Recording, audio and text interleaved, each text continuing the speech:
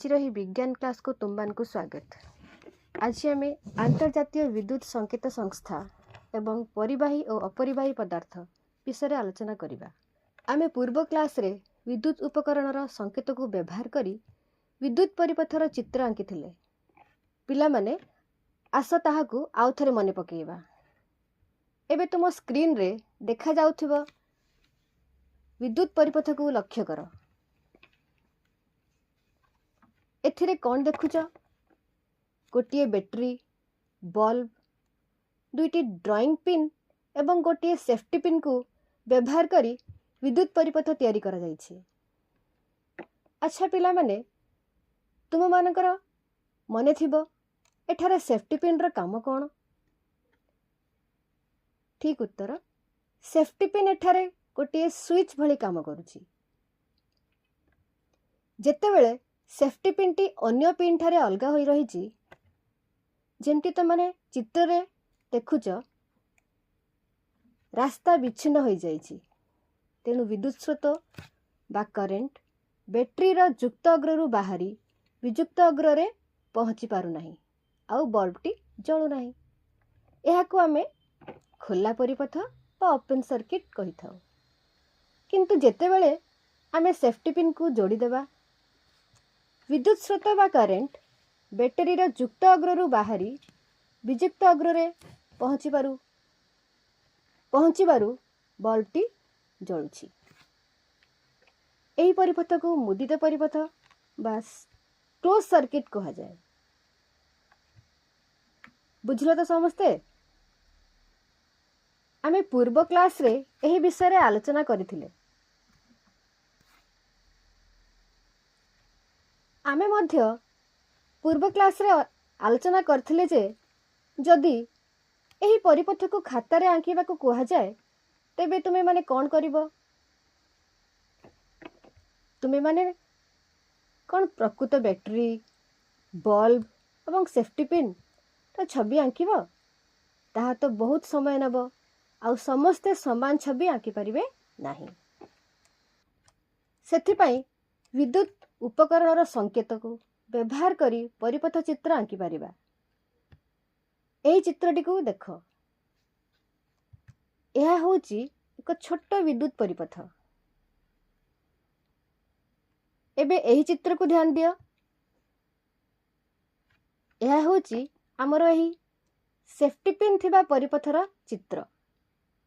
एठारे गोटी बड़ गार और छोट गार सेल रो संकेत को सूचाउछि आउ तळे थिबा खोला गारटी हेउछि खोला स्विच रो संकेत।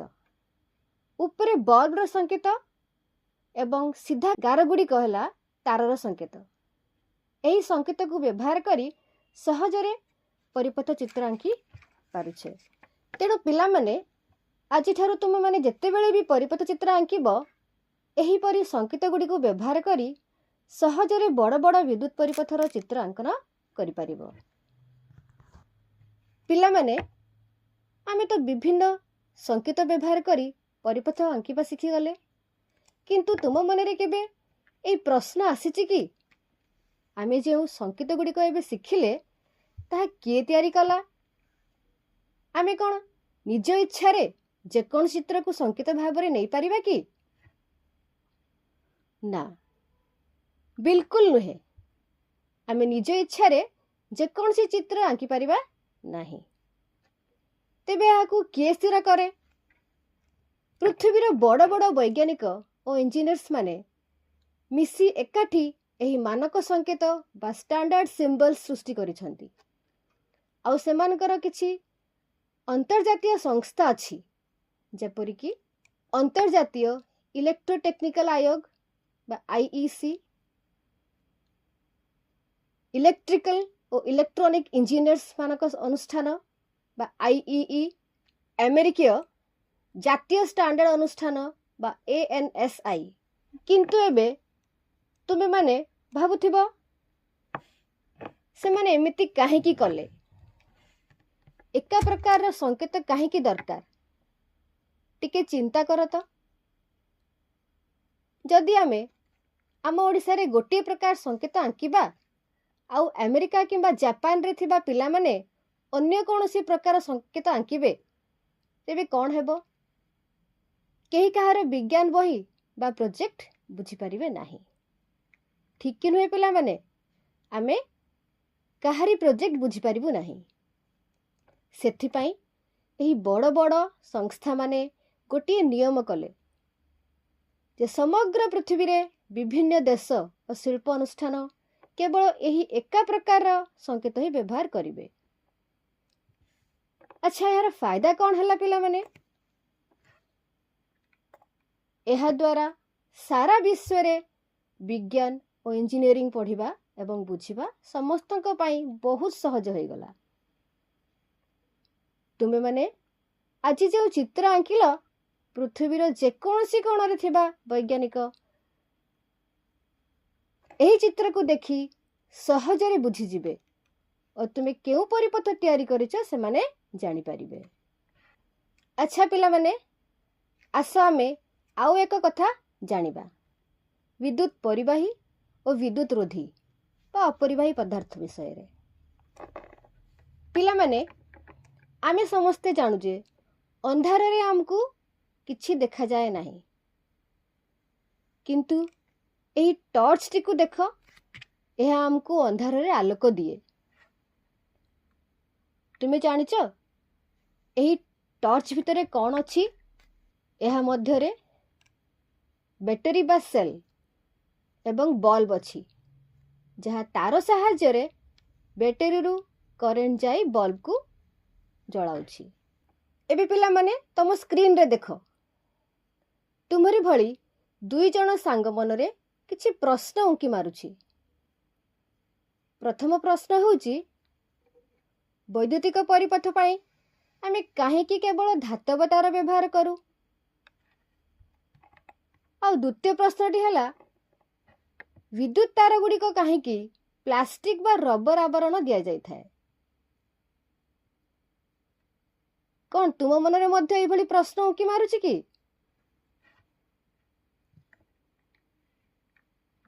ଆଉ ମଧ୍ୟ କେବେ ଭାବିଛ ପିଲାମାନେ, ଯଦି ଆମେ ଧାତୁ ବଦଳରେ ସୂତା ତାର ବା ପ୍ଲାଷ୍ଟିକ୍ ତାର ବ୍ୟବହାର କରିବା, ତେବେ କ'ଣ କରେଣ୍ଟ ଯିବ? ବଲ୍ବ ଜଳିବ କି? ଆଜି ଆମେ ଏକ ଛୋଟ ପରୀକ୍ଷା ମାଧ୍ୟମରେ ଏହିସବୁ ପ୍ରଶ୍ନର ଉତ୍ତର ଖୋଜିବା। ଏଥିପାଇଁ ଆମେ ଗୋଟିଏ ଟେଷ୍ଟର ବା ପରୀକ୍ଷଣ ଯନ୍ତ୍ର ତିଆରି କରିବା। ପିଲାମାନେ, ସ୍କ୍ରିନରେ ଥିବା ଚିତ୍ରଟିକୁ ଲକ୍ଷ୍ୟ କର। ଏଠାରେ ଏକ ବ୍ୟାଟେରୀ ବା ବିଦ୍ୟୁତ୍ ସେଲ୍ର ଏବଂ ବଲ୍ବ ସାହାଯ୍ୟରେ ଏକ ଖୋଲା ପରିପଥ ତିଆରି କରାଯାଇଛି। ଦେଖ, ଆମେ କେବଳ ବ୍ୟାଟେରୀର ଗୋଟିଏ ଅଗ୍ରକୁ ବଲ୍ବ ସହିତ ତାର ଦ୍ୱାରା ଯୋଡ଼ିଛେ। ବ୍ୟାଟେରୀର ଆର ଅଗ୍ର ଖୋଲା ଛାଡ଼ି ଦେଇଛେ, ଆଉ ବଲ୍ବର ଆର ଅଗ୍ରରେ ଗୋଟିଏ ଲେଖାଏଁ ତାର ଲଗାଇ ଖୋଲା ଛାଡ଼ି ଦେଇଛେ। ଏବେ ଆମ ପାଖରେ ଦୁଇଟି ତାରର ଖୋଲା ଅଗ୍ର ଅଛି, ଯେମିତିକି ଆମ ସର୍କିଟଟି ଅଧା ହୋଇ ରହିଛି। ସର୍କିଟ ବା ପରିପଥ ସମ୍ପୂର୍ଣ୍ଣ ହୋଇନାହିଁ, ସେଥିପାଇଁ ବଲ୍ବ ଜଳୁନାହିଁ। ଏହି ଦୁଇ ତାରର ମୁକ୍ତ ଅଗ୍ରକୁ ଅଳ୍ପ ସମୟ ପାଇଁ ଛୁଆଇଲ। କ'ଣ ଦେଖୁଛ ପିଲାମାନେ? ବଲ୍ବଟି ଜଳୁଛି କି? ବଲ୍ବଟି ଜଳୁଛି। ତାହେଲେ ଏବେ ପରୀକ୍ଷା ପାଇଁ ଆମର ଟେଷ୍ଟର ପ୍ରସ୍ତୁତ ହୋଇଗଲା। ଏହି ଟେଷ୍ଟର ବ୍ୟବହାର କରି ଆମେ ଚିହ୍ନଟ କରିପାରିବା ଯେ କେଉଁ ପଦାର୍ଥ ମଧ୍ୟ ଦେଇ ବିଦ୍ୟୁତ୍ ଗତି କରୁଛି ଏବଂ କେଉଁଥିରେ ବିଦ୍ୟୁତ୍ ଗତି କରୁନାହିଁ। ଏହି ଖୋଲା ଅଗ୍ର ଦୁଇଟି ମଝିରେ ଆମେ ଗୋଟିଏ ପରେ ଗୋଟିଏ ଜିନିଷ ରଖି ଦେଖିବା।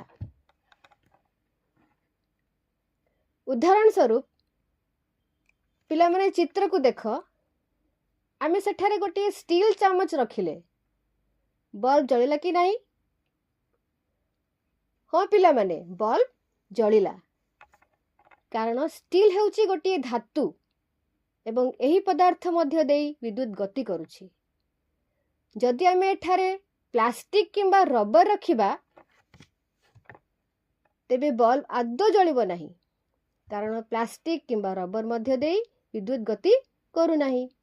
ପିଲାମାନେ ବର୍ତ୍ତମାନ ଆମେ ଆଖପାଖରୁ ବିଭିନ୍ନ ଜିନିଷ ସଂଗ୍ରହ କରିବା,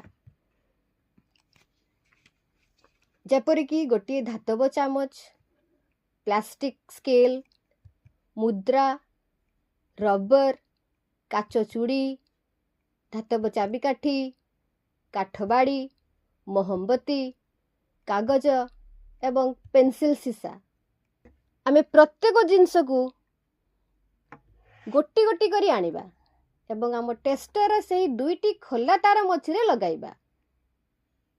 ଯଦି ବଲ୍ବ ଜଳେ ତେବେ ଆମେ ଜାଣିବା ଯେ ସେହି ବସ୍ତୁ ମଧ୍ୟ ଦେଇ ବିଦ୍ୟୁତ୍ ଗତି କରିପାରୁଛି। ଯଦି ବଲ୍ବ ଜଳୁନାହିଁ ତେବେ ଜାଣିବା ଯେ ସେହି ବସ୍ତୁ ମଧ୍ୟ ଦେଇ ବିଦ୍ୟୁତ୍ ଗତି କରୁନାହିଁ। ତେବେ ଆସ ଆମେ ପ୍ରତ୍ୟେକ ଜିନିଷକୁ ପରୀକ୍ଷା କରିବା ଏବଂ ଆମର ଫଳାଫଳକୁ ସାରଣୀରେ ଲିପିବଦ୍ଧ କରିବା। ପ୍ରଥମ ବସ୍ତୁ ହେଉଛି ବାଡ଼ି। ଆସ ଏହି ବାଡ଼ିକୁ ଆମ ଟେଷ୍ଟରେ ଲଗାଇବା। ଦେଖ ପିଲାମାନେ, ବଲ୍ବ ଜଳିଲା କି? ନା, ବଲ୍ବ ଜଳିଲା ନାହିଁ। ଏବେ ଆମେ ସାରଣୀରେ ଲିପିବଦ୍ଧ କରିବା। ଆମର ପ୍ରଥମ ବସ୍ତୁ ହେଉଛି ବାଡ଼ି। ଏହା କେଉଁଥିରେ ତିଆରି? ଏହା କାଠରେ ତିଆରି। ଏହି ପରୀକ୍ଷାରୁ ଆମେ ଜାଣିଲେ ଯେ କାଠରେ ବିଦ୍ୟୁତ୍ ଗତି କରିପାରେ ନାହିଁ। ସେଥିପାଇଁ ଆମେ ସାରଣୀରେ ବଲ୍ବ ଜଳିଲା କି ଜାଗାରେ ନାଁ ଲେଖିବା। ଦ୍ୱିତୀୟ ବସ୍ତୁଟି ହେଉଛି ଆମର ପ୍ଲାଷ୍ଟିକ ସ୍କେଲ। ଆସ ଏହାକୁ ଟେଷ୍ଟରେ ଲଗାଇବା। ବଲ୍ବ ଜଳିଲା କି? ନା, ବିଲକୁଲ ଜଳିଲା ନାହିଁ। ଏବେ ଆମେ ସାରଣୀରେ ଲେଖିବା। ବସ୍ତୁଟି ହେଉଛି ସ୍କେଲ। ଏହା କେଉଁଥିରେ ତିଆରି? ଏହା ପ୍ଲାଷ୍ଟିକରେ ତିଆରି। ଏହି ପରୀକ୍ଷାରୁ ଆମେ ଜାଣିଲେ ଯେ ପ୍ଲାଷ୍ଟିକ ନିଜ ଭିତରେ ବିଦ୍ୟୁତ୍ ଯିବାକୁ ଦିଏ ନାହିଁ। ସେଥିପାଇଁ ଆମେ ସାରଣୀରେ ବଲ୍ବ ଜଳିଲା କି ଜାଗାରେ ନାଁ ଲେଖିବା। ଏବେ ଆମେ ନେବା ଗୋଟିଏ ଚୁଡ଼ି। ଚୁଡ଼ିରେ ମଧ୍ୟ ବଲ୍ବ ଜଳିଲା ନାହିଁ। ଏହା କାଚରେ ତିଆରି। ଏହି ପରୀକ୍ଷାରୁ ପ୍ରମାଣିତ ହେଲା ଯେ କାଚ ମଧ୍ୟ ଦେଇ ବିଦ୍ୟୁତ୍ ଯାଇପାରେ ନାହିଁ। ତେଣୁ ସାରଣୀରେ ବଲ୍ବ ଜଳିଲା କି ଜାଗାରେ ଆମେ ନାଁ ଲେଖିବା। ପରବର୍ତ୍ତୀ ବସ୍ତୁ ହେଉଛି ଏକ କାଗଜ ପଟି। କାଗଜ ପଟିରେ ଦେଖ ବଲ୍ବ ଜଳିଲା ନାହିଁ। ତ ଆମେ ସାରଣୀରେ ଲେଖିବା କାଗଜ ପଟି କାଗଜ ଦ୍ୱାରା ତିଆରି। କାଗଜ ନିଜ ମଧ୍ୟ ଦେଇ ବିଦ୍ୟୁତ୍ ଯିବାକୁ ଦିଏ ନାହିଁ। ତେଣୁ ସାରଣୀରେ ଆମେ ନାଁ ଲେଖିବା। ଏବେ ଦେଖ ଏକ ମହମବତୀ ନେବା। ଟେଷ୍ଟରେ ଲଗାଇଲେ କ'ଣ ହେଉଛି? ବଲ୍ବ ଜଳିଲା ନାହିଁ। ତ ଆମେ ସାରଣୀରେ ଲେଖିବା ବସ୍ତୁଟି ହେଉଛି ମହମବତୀ। ଏହା କେଉଁଥିରେ ତିଆରି? ଏହା ମହମରେ ତିଆରି। ମହମ ମଧ୍ୟ ଦେଇ ବିଦ୍ୟୁତ୍ ପ୍ରଭାବିତ ହୋଇପାରିବ ନାହିଁ। ସେଥିପାଇଁ ଆମେ ସାରଣୀରେ ନାଁ ଲେଖିବା। ଏବେ ଆମେ ନେବା ଏକ ଚାବିକାଠି। ଆସ ଏହାକୁ ଟେଷ୍ଟରେ ଲଗାଇବା। ଦେଖିଲ ପିଲାମାନେ, ବଲ୍ବଟି କିପରି ଉଜ୍ଜଳ ଭାବରେ ଜଳି ଉଠିଲା। ଏବେ ଆମେ ସାରଣୀରେ ଏହାକୁ ଲେଖିବା। ବସ୍ତୁଟି ହେଉଛି ଚାବିକାଠି। ପିଲାମାନେ, ଏହା କେଉଁଥିରେ ତିଆରି? ଏହା ଧାତୁରେ ତିଆରି। ଏଥିରୁ ଆମେ ଜାଣିଲେ ଯେ ଧାତୁରେ ବିଦ୍ୟୁତ୍ ଗତି କରିପାରେ। ଧାତୁ ନିଜ ଭିତରେ ଦେଇ ବିଦ୍ୟୁତ୍କୁ ଯିବାକୁ ଦିଏ। ସେଥିପାଇଁ ଆମେ ସାରଣୀରେ ବଲ୍ବ ଜଳିଲା କି ଜାଗାରେ ହଁ ଲେଖିବା। ଏବେ ଆମେ ଇରେଜର ନେବା। ଏହାକୁ ଟେଷ୍ଟରେ ଲଗାଇବା। ଦେଖ ପିଲାମାନେ, ବଲ୍ବ ଜଳିଲା କି? ବଲ୍ବ ଜଳିଲା ନାହିଁ। ଏବେ ଆମେ ସାରଣୀରେ ଲେଖିବା। ବସ୍ତୁଟି ହେଉଛି ଇରେଜର। ଏହା ରବରରେ ତିଆରି। ରବର ନିଜ ଭିତରେ ଦେଇ ବିଦ୍ୟୁତ୍କୁ ଯିବାକୁ ଦିଏ ନାହିଁ। ତେଣୁ ସାରଣୀରେ ଆମେ ନାଁ ଲେଖିବା। ଏବେ ଆମେ ନେବା ଏକ ମୁଦ୍ରା ବା କଏନ୍। ଆସ ଏହାକୁ ଲଗାଇବା। ଦେଖ, ଚାବିକାଠି ପରି ଏଥିରେ ମଧ୍ୟ ବଲ୍ବ ଜଳି ଉଠିଲା। ଆମେ ପୁଣି ସାରଣୀରେ ଲେଖିବା। ଏହା କେଉଁଥିରେ ତିଆରି? ଧାତୁରେ ତିଆରି। जेहेतु धातु विद्युत को जीवाकू दिए तेणु आमे सारणी रे बल्ब जलिला कि ना जगार आमे ह लिखिबा। एबे नेबा एल्युमिनियम फॉइल यह को टेस्ट रे लगाइबा। देखो बल्ब टी जलिला, बल्ब जलिला तो आमे पुणी यह को सारणी रे लिखिबा। वस्तु होची एल्युमिनियम फॉइल, यह मध्य एक प्रकार धातु रे तैयारी तेणु यह विद्युत को जीवा को दिए। सारणी रे आमे ह लिखिबा। शेषरे आमे नेबा पेंसिल सीसा। आस यह को टेस्ट रे लगाइबा। अरे देखो बल्ब जली उठिला। आमे हमरो परीक्षण को सारणी रे लिपिबद्ध करिबा। वस्तुटी होची पेंसिल सीसा। पिला माने या केउथिरे तैयारी? यह एक अधातु बा ग्राफाइट रे तैयारी। यह ग्राफाइट रे तैयारी होइथिले मध्य विद्युत को जीवा को दिए। यह एक व्यतिक्रम। पिला माने मने रखिबो यह एक व्यतिक्रम एवं सेथि पई आमे सरणी रे ह लिखिबा। पेंसिल सीसा मध्य दे विद्युत गति करि पारे। आमे बे जहा देखिले आस ताकू विश्लेषण करिबा। समस्त वस्तु टेस्ट रे लगाइबा समय रे बल्ब जळुछि कि ना? किछि सामग्री पई बल्ब जळे। एहार कारण हेउछि जेउ सामग्री मध्य रे विद्युत स्रोत प्रभावित होई थाए सही क्षेत्र रे बल्ब जळे, किंतु जेउ सामग्री मध्य रे विद्युत स्रोत प्रभावित होई पारे नाही सही क्षेत्र रे बत्ती बा बल्ब जळे नाही। एठारे आमे दुईटी कथा जानिले। जेउ सामग्री मध्य रे विद्युत स्रोत सहजरे प्रभावित होई पारे ताकू विद्युत सुपरिवाही बा परिवाही कहा जाए। उदाहरण स्वरूप लुहा, तंबा, एल्युमिनियम भली धातु, मनुष्य शरीर इत्यादि। मनुष्य शरीर मध्य विद्युत सुपरिवाही। आम शरीर मध्य ते विद्युत गति करि पारे। सेथि पई आमे विद्युत तार छुईले हमको इलेक्ट्रिक शॉक लागे। आउ आमे जानिले जो सामग्री मध्य दे विद्युत स्रोत प्रभावित होई पारे नाही ताकू कुपरिवाही बा विद्युत रोधी कहा जाए। उदाहरण स्वरूप काठ, प्लास्टिक, रबर, काच इत्यादि। एबे आमे सारणीर शेष स्तंभ को आसीबा।